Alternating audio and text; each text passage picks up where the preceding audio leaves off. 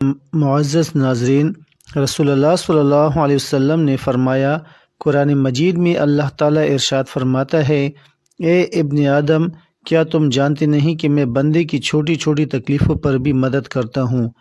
تو موت، جو کہ سب سے بڑی مصیبت اور مشکل گھڑی ہے، اس پر مدد کیوں نہ کروں گا؟ اگر میرا کوئی بندہ صرف ایک ہی بار یہ عمل کر لے تو میں اس کی ہر مصیبت میں مدد کرتا ہوں۔ اے ابن آدم، کیا تم جانتے ہو کہ پل صراط پر تیزی سے گزرنے والے کون سے لوگ ہوں گے؟ وہ یہی لوگ ہوں گے جو یہ عمل کرتے ہیں۔ اگر میرا کوئی بندہ مشرق و مغرب کو گناہوں سے بھر دے تو میں محافظ فرشتوں کو اس کے گناہ بھلا دوں گا، یعنی اس کو بخش دوں گا۔ ارشاد ہوا، اس کا اجر یہ ہے کہ جس دن وہ مرے گا میرے فرشتے اسے گھیر لیں گے اور میں اس کی روح پر رحمت بھیجوں گا۔ وہ عمل یہ ہے۔ بسم اللہ الرحمن الرحیم۔ محترم ناظرین، حضرت ابو سعید خدری رضی اللہ تعالیٰ عنہ سے مروی ہے کہ ہم رسول اللہ صلی اللہ علیہ وسلم کی خدمت اقدس میں بیٹھے ہوئے تھے کہ ایک عورت تشریف لائی اور عرض گزار ہوئی، یا رسول اللہ صلی اللہ علیہ وسلم، میرا شوہر جس کا نام صفوان بن معطل ہے، میں جب نماز پڑھتی ہوں تو وہ مجھے مارتا ہے، اور جب میں روزہ رکھتی ہوں تو وہ روزہ توڑنے کا کہتا ہے، اور وہ فجر کی نماز اس وقت پڑھتا ہے جب سورج طلوع ہونے والا ہوتا ہے۔ راوی کہتے ہیں کہ اس وقت صفوان بھی آپ صلی اللہ علیہ وسلم کے پاس موجود تھے۔ آپ صلی اللہ علیہ وسلم نے ان سے تمام حقیقت دریافت کی۔ انہوں نے عرض کیا، یا رسول اللہ صلی اللہ علیہ وسلم، جہاں تک اس کی اس شکایت کا تعلق ہے کہ یہ نماز پڑھتی ہے اور میں اسے مارتا ہوں، تو یہ دو صورتیں پڑھتی ہے جن سے میں اسے منع کرتا ہوں۔ چنانچہ رسول اللہ صلی اللہ علیہ وسلم نے فرمایا، ایک صورت ہوتی تو وہ بھی لوگوں کو کفایت کرتی۔ صفوان رضی اللہ عنہ نے عرض کی، جہاں تک روزہ توڑنے کا حکم ہے تو یہ مسلسل روزے رکھتی چلی جاتی ہے اور روزہ ترک نہیں کرتی، حالانکہ میں جوان آدمی ہوں اور زیادہ صبر نہیں کر سکتا۔ رسول اللہ صلی اللہ علیہ وسلم نے فرمایا، عورت اپنے خاوند کی اجازت کے بغیر نفلی روزہ نہ رکھے۔ صفوان رضی اللہ تعالیٰ عنہ نے عرض کیا، یا رسول اللہ صلی اللہ علیہ وسلم، جہاں تک اس کا یہ کہنا ہے کہ میں سورج نکلنے وقت نماز پڑھتا ہوں تو یا رسول اللہ صلی اللہ علیہ وسلم، ہمارے متعلق مشہور ہے کہ ہم اس وقت تک بیدار نہیں ہوتے جب تک سورج طلوع نہ ہو۔ آپ صلی اللہ علیہ وسلم نے فرمایا، اے صفوان، جس وقت اذان ملے نماز پڑھ لیا کرو۔ اس حدیث سے معلوم ہوا کہ خاوند کی اجازت کے بغیر عورت کو نفلی روزہ رکھنا نہیں چاہیے، اور یہی بات ایک اور حدیث میں یوں بیان ہوئی ہے۔ حضرت ابن عباس رضی اللہ تعالیٰ عنہ سے مروی ہے، فرماتے ہیں، رسول اللہ صلی اللہ علیہ وسلم نے فرمایا، بیوی پر خاوند کا حق یہ ہے کہ جب خاوند اسے اپنی خواہش کے لیے بلائے تو وہ فوراً آ جائے، خواہ وہ اس وقت سفر کے لیے اونٹ کی پشت پر ہی کیوں نہ سوار ہو۔ بیوی پر خاوند کا حق یہ ہے کہ اس کی اجازت کے بغیر نفلی روزہ نہ رکھے، اور اگر رکھے گی تو وہ قبول نہیں ہوں گے۔ وہ صرف بھوکا اور پیاسا مرنے والی بات ہے، اور گھر سے اس کی اجازت کے بغیر نہ نکلے۔ اگر نکلی تو آسمان کے فرشتے، رحمت کے فرشتے اور عذاب کے فرشتے سب اس عورت پر لعنت کریں گے جب تک کہ وہ لوٹ کر نہیں آتی۔ حضرت ابو سعید خدری رضی اللہ تعالیٰ عنہ سے مروی ہے، فرماتے ہیں کہ رسول اللہ صلی اللہ علیہ وسلم عید الاضحیٰ یا عید الفطر کے دن عیدگاہ جانے کے لیے نکلے تو راستے میں عورتیں ملیں۔ آپ صلی اللہ علیہ وسلم نے فرمایا، اے عورتوں کی جماعت، خیرات کیا کرو، کیونکہ مجھے دکھایا گیا ہے کہ دوزخ میں عورتوں کی تعداد زیادہ ہے۔ تو عورتوں نے عرض کیا، یا رسول اللہ صلی اللہ علیہ وسلم، اس کی کیا وجہ ہے؟ آپ صلی اللہ علیہ وسلم نے فرمایا، تم لعنت بہت کرتی ہو اور خاوند کی ناشکری کرتی ہو، اور میں نے ناقص دین اور ناقص عقل رکھنے والی کسی ہوشیار مرد کی عقل کو تم سے زیادہ ضائع کرتے کسی کو نہیں دیکھا۔ ان عورتوں نے عرض کیا، یا رسول اللہ صلی اللہ علیہ وسلم، ہمارے دین اور عقل میں کیا نقصان ہے؟ آپ صلی اللہ علیہ وسلم نے فرمایا، دیکھو، عورت کی گواہی مرد کی گواہی کی نصف ہے یا نہیں؟ وہ عورتیں بولی، بے شک۔ آپ صلی اللہ علیہ وسلم نے فرمایا، بس یہی ان کی عقل کا نقصان ہے، اور جب عورت کو حیض آتا ہے تو وہ نماز نہیں پڑھتی اور نہ ہی روزہ رکھتی ہے۔ انہوں نے عرض کیا، بے شک۔ آپ صلی اللہ علیہ وسلم نے فرمایا، بس یہی ان کی دین کا نقصان ہے۔ ایک مرتبہ اللہ پاک کے نبی حضرت ابراہیم خلیل اللہ علیہ السلام کو حکم ہوا، اے ابراہیم، سامان سفر باندھیے اور زمین میں نکلیے۔ اور ہماری قدرت کی عجائبات دیکھیے۔ حضرت ابراہیم علیہ السلام نے حکم پر عمل کیا، سامان سفر باندھا اور سفر پر روانہ ہو گئے۔ چلتے چلتے آپ ساحل سمندر کے قریب پہنچے۔ وہاں آپ کو ایک غلام دکھائی دیا جو بکریاں لیے جا رہا تھا۔ حضرت ابراہیم علیہ السلام نے اس سے پوچھا، اے غلام، کیا تمہارے پاس پانی یا دودھ ہے؟ اس غلام نے عرض کیا، جی ہاں، آپ جو پسند فرمائی وہی پیش کر دوں گا۔ فرمایا، مجھے پانی پلا دو۔ اب اس غلام نے عصا یعنی ڈنڈا ہاتھ میں لیا، قریب ہی ایک چٹان کے پاس گیا، وہاں رک کر کچھ بولا، پھر اپنا عصا اس چٹان پر مارا تو فوراً ہی چٹان سے پانی کا چشمہ جاری ہو گیا۔ اس نے چشمے سے پانی بھرا اور لا کر حضرت ابراہیم علیہ السلام کی خدمت میں پیش کر دیا۔ آپ نے پانی پیا، پھر حیرانی سے اس غلام کو دیکھنے لگے۔ غلام نے عرض کیا، کیا آپ کو چٹان سے چشمہ پھوٹتے دیکھ کر حیرانی ہو رہی ہے؟ آپ نے فرمایا، کیسی حیرانی نہیں ہوگی، بات ہی حیرانی کی ہے، تو حیرانی تو ہوتی ہی چاہیے۔ غلام نے عرض کیا، میں آپ کو اس کا راز بتاتا ہوں۔ مجھے خبر ملی ہے کہ اللہ پاک کے ایک نبی ہیں، اللہ پاک نے انہیں اپنا خلیل بنایا ہے۔ میں اس خلیل اللہ علیہ السلام کے وسیلے سے جو کچھ بھی اللہ تعالیٰ سے مانگتا ہوں وہ مجھے عطا فرما دیتا ہے۔ اب بھی میں نے انہی کا وسیلہ دے کر چٹان پر عصا مارا تو اس سے چشمہ پھوٹ پڑا۔ یہ سن کر حضرت ابراہیم علیہ السلام نے فرمایا، اے غلام، میں وہی ہوں جس سے اللہ پاک نے خلیل بنایا ہے۔ اللہ اکبر! یہ سن کر تو اس غلام کی خوشی کی کوئی انتہا نہ رہی۔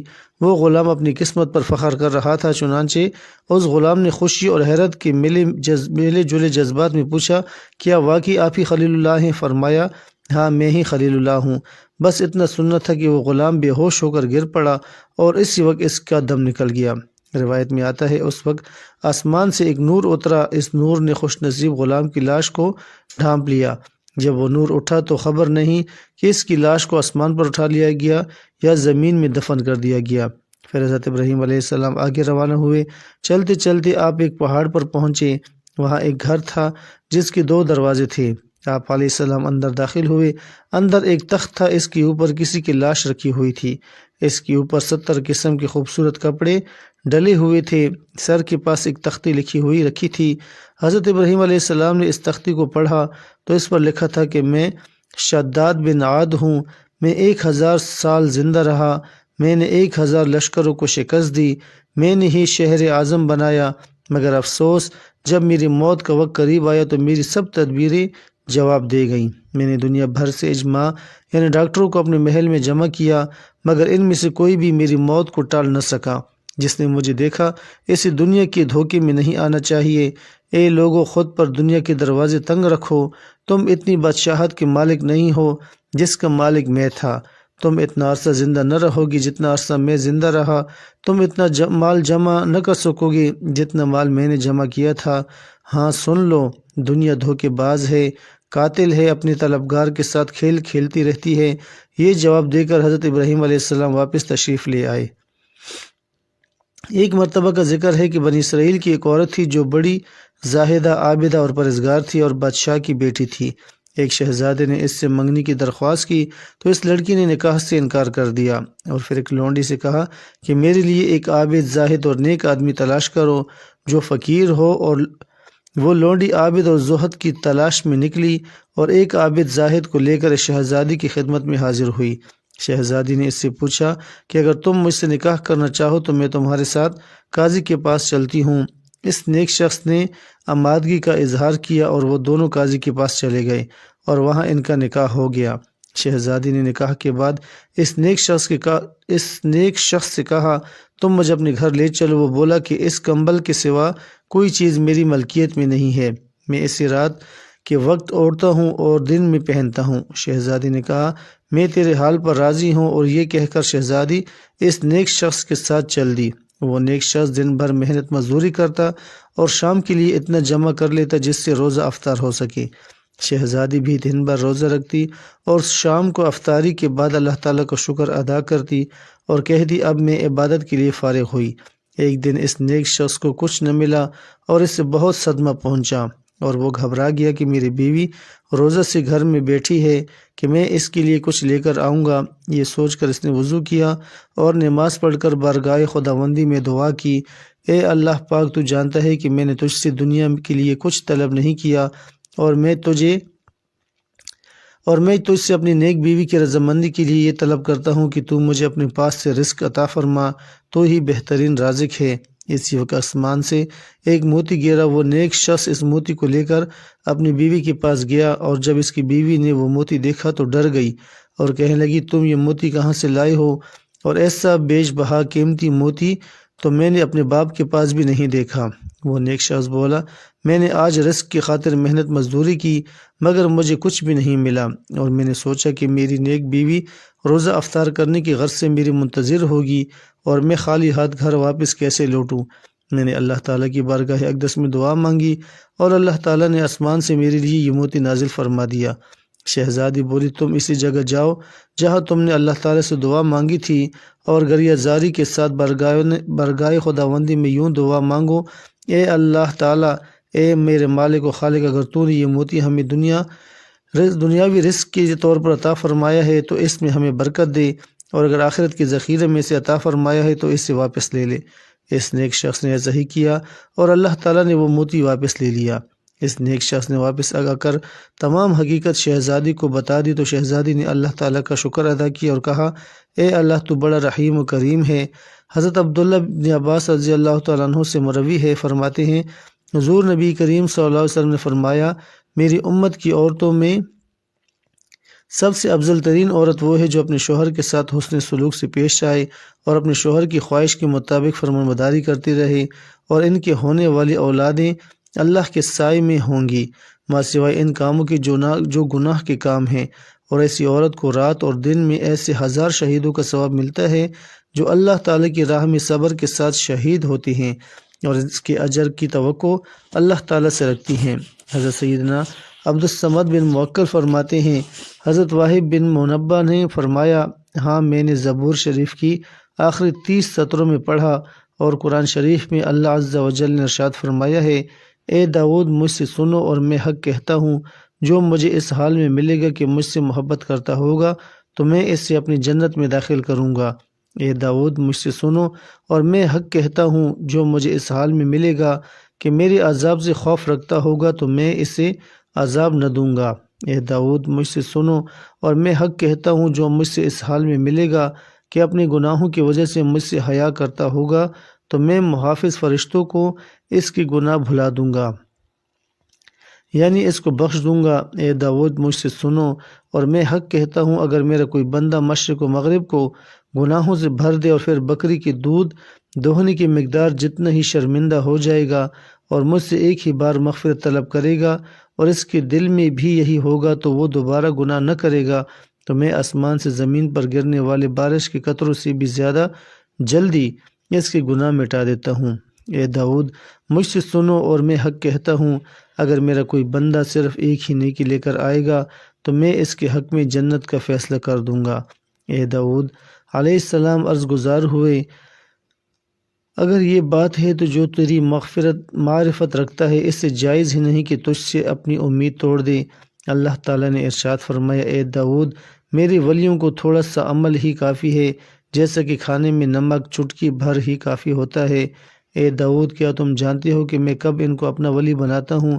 جب ان کا دل شرک سے پاک ہو جائے، ان کے دل سے شرک زائل ہو جائے اور ان کا اعتقاد مضبوط ہو جائے کہ جنت اور دوزخ میری ہی قبضے میں ہے، میں ہی زندگی اور موت کا مالک ہوں اور قبروں میں دفن لوگوں کو میں ہی اٹھانے والا ہوں، میں نہ ہی بیوی رکھتا ہوں اور نہ ہی اولاد، بس جب میں ان کو موت دوں اور ان کے پاس تھوڑا سا عمل ہو جس پر وہ یقین رکھتے ہوں تو میں اس تھوڑے کو ان کے لیے زیادہ کر دوں گا۔ اے داؤد کیا تم جانتے ہو کہ پل صراط پر تیزی سے گزرنے والے میرے بندے کون سے ہوں گے؟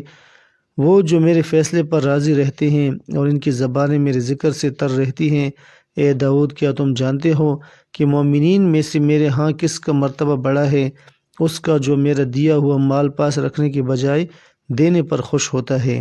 اے داؤد کیا تم جانتے ہو کہ کون سے فقراء افضل ہیں؟ وہ جو میرے فیصلے اور تقسیم سے راضی رہتے ہیں اور جو رزق میں نے ان کو عطا کیا ہے اس پر میرا شکر ادا کرتے ہیں اور حمد و ثنا بیان کرتے رہتے ہیں۔ اے داؤد کیا تم جانتے ہو کہ مومنین میں سے کس کو لمبی عمر عطا کرنا میرا محبوب ہے؟ اس کو جس کی کھال لا الہ الا اللہ کہتے وقت کام اٹھتی ہے۔